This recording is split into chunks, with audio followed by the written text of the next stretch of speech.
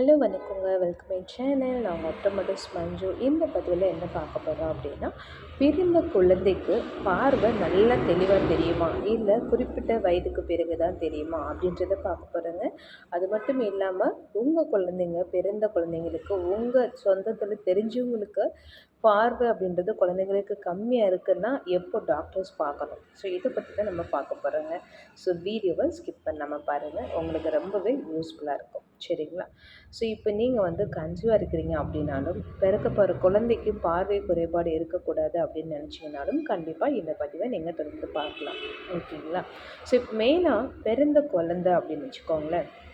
பிறந்த குழந்தைக்கு குறைஞ்சது 3 மாதம் வரை பார்த்திங்கன்னா அவங்களுக்கு அவ்வளவா பார்வைன்றது தெரியாதுங்க. ஸோ ஃபர்ஸ்ட் பிறந்த குழந்தைக்குன்றது 8லேருந்து 15 இன்ச்சஸ், ஓகேங்களா, 8 to 15 இன்ச் வரையும் தான் அவங்கனால ஒரு இமேஜ் இருக்குது அப்படின்றத பார்க்க முடியும். ஆனால் அது என்ன, எப்படிப்பட்ட இமேஜ், அது என்ன கலரில் இருக்குன்றத அவங்களால ஐடென்டிஃபை பண்ண முடியாது. சரிங்களா?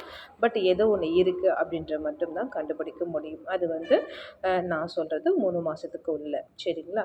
சில குழந்தைங்களுக்கு 3 மாதத்துக்கு மேலே அல்லது 4 மாதத்துக்கு மேலே அவங்கனால ஒரு பொருள் இருக்குது அப்படின்றத ஐடென்டிஃபை பண்ண முடியும்.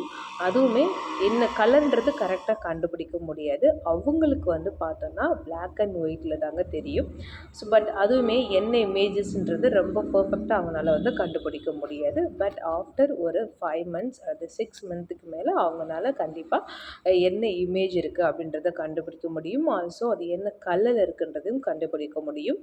ஆனாலும் முழுமையாக பார்த்திங்கன்னா 6 மாதத்துக்கு மேலே தாங்க நல்லாவே அவங்கள கலர் ஐடென்டிஃபை எல்லாமே பண்ண முடியும். அதுக்குள்ளே நிறைய பேர் நீங்கள் கேட்கலாம், என் குழந்த என் ஃபேஸ் கட்டை கரெக்டாக கண்டுபிடிச்சிடுறாங்க, எங்கள் தாத்தா பாட்டி வர்றாங்கன்னா அவங்களுடைய ஃபேஸ் கண்டிப்பாக கண்டுபிடிச்சிடுறாங்க அப்படின்னு நிறைய பேருக்கு டவுட் இருக்கும். அது எப்படி அப்படின்னு பார்த்தோன்னா, அவங்களுக்கு அந்த பழக்கம் தான். ஆக்சுவலி அவங்க பேசுகிறது, அவங்க வாய்ஸ் வச்சு அவங்க ஃபைனல் பண்ணுவாங்க. சில பேருக்கு அவங்கள வளர்க்குறாங்க இல்லையா, குழந்தைய குளிக்க வைக்கிறது, பால் ஊட்டுறது, ஸோ இந்த மாதிரி வேலைகள் அம்மாக்கள் ரொம்ப பண்ணுறதுனால குழந்தைங்கள் முகங்கள், அம்மாவுடைய முகங்களை கரெக்டாக கண்டுபிடிச்சிட்டும் அவங்களுடைய சத்தம், அவங்களோட நடவடிக்கைகள், அவங்க அம்மா மேலே இருக்கக்கூடிய வாசனைகள், ஸோ இதெல்லாம் வச்சு தான் குழந்தை தான் அம்மா அப்படின்றத அழகாக ஈஸியாக கண்டுபிடிச்சிடுவாங்க. ஸோ அதனால தான் பிறந்த குழந்தைகள் அவ்வளோ சீக்கிரமாக வளர்க்குறவங்களை தவிர்த்து மற்றவங்க கிட்ட போக மாட்டாங்க. ஏன்னா அவங்கள அவ்வளோ சீக்கிரம் ஐடென்டிஃபை பண்ண முடியாது அப்படின்றதுனால. ஸோ அதனால தான் நிறைய பேர் பார்த்தீங்கன்னா அம்மாக்கிட்டேயே ஒட்டிகிட்டே இருப்பாங்க. ஏன்னா அவங்க மெயினாக பிறந்தலேருந்து வளர்த்தது, ரொம்ப பராமரித்தது எல்லாமே அவங்களுடைய அம்மாவாக தான் இருப்பாங்க. அப்படின்ற பட்சத்தில் தான் நிறைய குழந்தைங்கள் மற்றவங்க கிட்ட போக மாட்டாங்க, அம்மா கிட்ட மட்டுமே ஓட்டிகிட்டே இருப்பாங்க அப்படின்னு சொல்லுவாங்க. சரிங்களா? சில பேர் அவங்க வீட்டில் அவங்களுடைய ஆச்சி பாட்டிங்க வளர்த்துருந்தாங்க அப்படின்னா நிறைய பேருக்கு அம்மாக்களை விட அவங்களுடைய ஆட்சிகள் முகங்கள், அவங்களுடைய வாய்ஸை டக்குன்னு கண்டுபிடிச்சிடுவாங்க. ஓகேங்களா? ஆனாலுமே அவங்களுக்கு அந்த பழக்கம், அவங்க கூடயே இருந்து பழகுறதுனால மட்டும்தான் அவங்களால கண்டுபிடிக்குமே தவிர ரொம்ப கிளியராக கண்டுபிடிக்கிறது அப்படின்றது 6 மாதத்துக்கு மேலே தாங்க ரொம்பவே நல்லாவே தெளிவாக தெரியும். சில குழந்தைங்களுக்கு ஒரு 4 மாதத்துலேருந்து கொஞ்சம் ஸ்டார்ட் ஆகிறதுக்கு நிறைய வாய்ப்புகள் இருக்குது. சரிங்களா? ஸோ பிறந்த உடனே அப்படின்றது எல்லாத்தையும் அவங்களால கண்டுபிடிக்க முடியாது. ஸோ எக்ஸாக்டாக 4லேருந்து 6 மாதத்துக்குள்ளே ஆகும். ரொம்ப எல்லாமே கலர் ஐடென்டிஃபிகேஷன் எல்லாமே மெயினாக யார் வர்றாங்க அப்படின்றது 6 மாதத்துக்கு மேலே தான் நல்லா தெளிவாக அவங்களால பார்த்து உணர முடியும். சில குழந்தைகள் பார்த்தோன்னா நம்ம கைகளாலேயும் கால்களாலேயும் ஒரு பொருள்கள் டச் ஆகிற மாதிரி இருந்ததுன்னா அந்த பொருளை நோக்கி அவங்க தவழ்ந்து போய் எடுக்க ஆரம்பிப்பாங்க.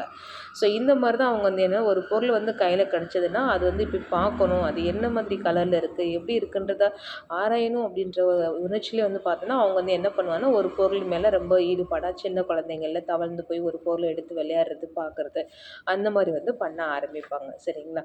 ஸோ இந்த மாதிரி தான் மெயினாக அவங்களுடைய பார்வை திறன் அப்படின்றது இருக்கும். ஆனால் இதை தவிர்த்து இப்போ சின்ன குழந்தைங்கள இப்போ 4 மாதத்துக்கு மேலெலாம் பார்த்தோன்னா, இல்லை கொஞ்சம் 3 மாதத்துக்கு மேலே இருந்து சில பொருளுக்கெல்லாம் காமிக்கும்போது அவங்களுக்கு இந்த பொருள் காமிக்கிறாங்க அப்படின்றது அந்த பொருளை நோக்கி அவங்களுடைய கண் பார்வையை மூவ் பண்ணுவாங்க. ஓகேங்களா? ஐபால் மூமெண்ட்ன்றது கொடுப்பாங்க.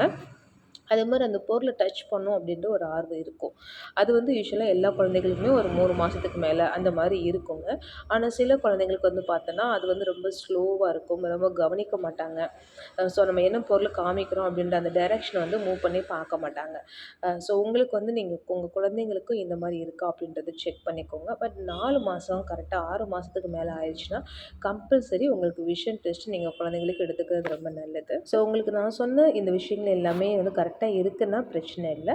ஆனால் உங்கள் குழந்தை வந்து ரொம்ப ஃபோக்கஸ் பண்ணி பார்க்க மாட்டேங்கிறாங்க, ஆர்வம் காமிக்க மாட்டேங்கிறாங்க, ஒரு பொருளை நான் காமிச்சேன்னா அதை கரெக்டாக ஃபாலோ பண்ணி பார்க்க மாட்டேங்கிறாங்க அப்படின்னு நினச்சிங்கன்னா கட்டாயமாக நீங்கள் வந்துட்டு ஐ டாக்டரை கன்சல்ட் பண்ணி பாருங்கள். ஓகேங்களா?